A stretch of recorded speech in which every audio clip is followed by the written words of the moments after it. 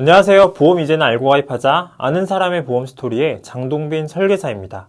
오늘은 간병이라는 주제에 대해서 말씀을 드리도록 하겠습니다.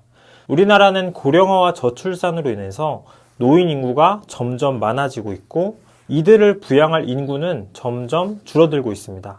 65세 이상의 고령자 인구 비율이 20% 이상인 사회를 초고령 사회라고 하는데요. 이 부산에 이어서 대구도 초고령 사회로 진입했다고 합니다. 이러한 초고령 사회에 생기는 여러 가지 사회 문제 중 하나가 바로 간병입니다. 자식을 사랑하지 않는 부모가 없는 것처럼 이 부모나 조부모를 사랑하지 않는 사람도 없을 것입니다. 하지만 여러 가지 현실적인 문제가 있기 때문에 지금도 간병으로 인해서 고통받고 있는 분들이 계십니다. 오늘은 간병을 둘러싼 문제들과 그 해결책이 어떤 것들이 있는지 말씀을 드려보도록 하겠습니다. 먼저는 바로 비용입니다. 저는 직업이 보험 설계사라 그런지 어디를 가더라도 주변에서 보험 관련된 이야기가 나오면 신기하게 그 단어들만 이 귀에 쏙쏙 들어옵니다. 지난 주말에도 지인들과 함께 어디를 다녀왔는데 옆 테이블에서 이 간병 비용이 한 달에 500만 원이나 들어간다 이런 이야기를 하고 있었습니다.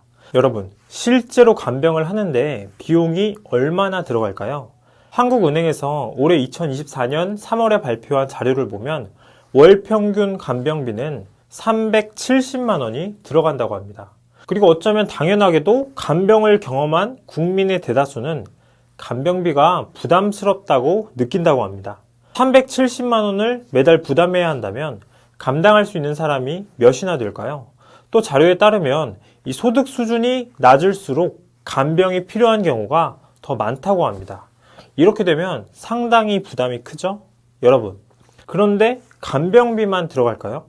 물론 경우에 따라 다르겠지만 간병을 하고 있다면 높은 확률로 병원비도 들어갈 수 있고요. 추가로 생활비도 들어가겠죠? 이러한 간병 비용으로 인해서 여러 가지 사회적 문제가 발생하게 됩니다. 일단 보호자들의 부담입니다. 이런 경제적인 부담과 함께 심리적으로도 어려움이 발생합니다. 긴 병에 효자 없다는 말처럼 계속해서 간병을 하게 되면 경제적인 문제뿐만 아니라 우울함과 무력감이 생길 수 있습니다. 특히 청년인 경우는 더 그렇습니다. 한창 대학을 다니고 취업을 준비하고 사회활동을 해야 할 청년들이 이 간병을 하게 되면 미래에 대한 계획을 세우기가 어렵고 지치기가 쉽습니다. 환자 본인도 이러한 상황을 잘 알고 있기 때문에 집안의 분위기는 안 좋아질 수밖에 없다고 생각합니다. 저는 할머니, 할아버지들이 모두 돌아가셨고 저희 가족들이 그분들을 간병하는 것을 지켜봤기 때문에 잘 알고 있습니다. 누군가는 반드시 희생할 수밖에 없습니다. 가끔 뉴스에 간병이라는 기사가 나오는 것을 볼 수 있습니다. 부모가 자식을 기도 하고 자식이 부모를 기도 합니다.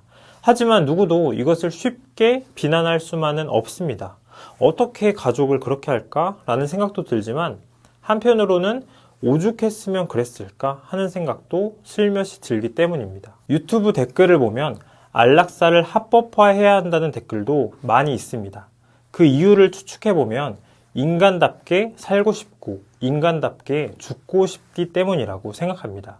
우리가 질병과 사고로 인해서 일상이 무너지는 것을 두려워하듯이 간병으로 인해 내 삶이 망가지는 것이 두렵기 때문입니다. 고령화와 저출산으로 인해서 이러한 문제는 점점 커질 것이고 사회적인 문제도 더 많아질 수 있습니다. 그러면 이에 대한 해결책은 뭘까요? 크게 보면 두 가지가 있습니다.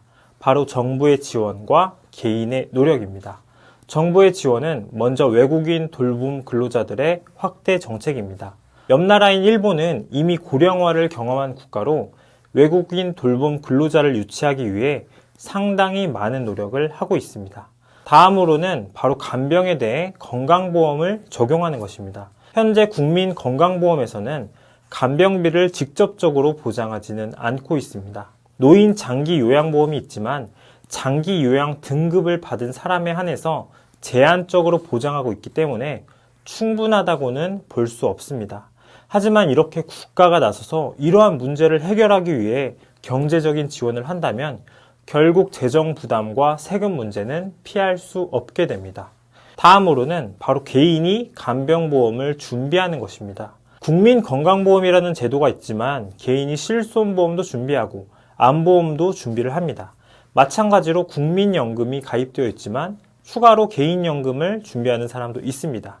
이렇듯이 간병과 요양, 노후와 관련된 문제들도 가능하면 개인이 간병비 보험을 준비하는 것이 낫다고 저는 생각합니다. 그래서 저도 저희 아버지 간병인 보험을 얼마 전에 가입을 시켜드렸습니다. 왜냐하면 할아버지가 치매가 있으셨고 아버지도 몇 번 쓰러지셨기 때문입니다. 아버지가 간병이 필요한 상태가 되면 가장 고생하시는 것은 바로 어머니가 될 것이 분명하기 때문이었습니다. 부모님이 간병이 필요한 상태가 된다면 저는 솔직히 말해서 기쁜 마음으로 간병을 하기 위해서 최선을 다할 것이다. 이렇게 자신할 수가 없었습니다.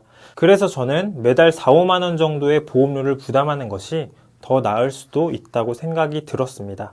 많은 분들이 간병 때문에 힘들어하고 있습니다. 어쩌면 돈 때문이라고 말할 수도 있겠습니다. 이는 환자와 보호자 모두 인간답게 살고 싶기 때문일 것입니다. 간병으로 인해서 가구가 파탄이 나고 이 스트레스와 우울감을 호소하는 분들도 계십니다.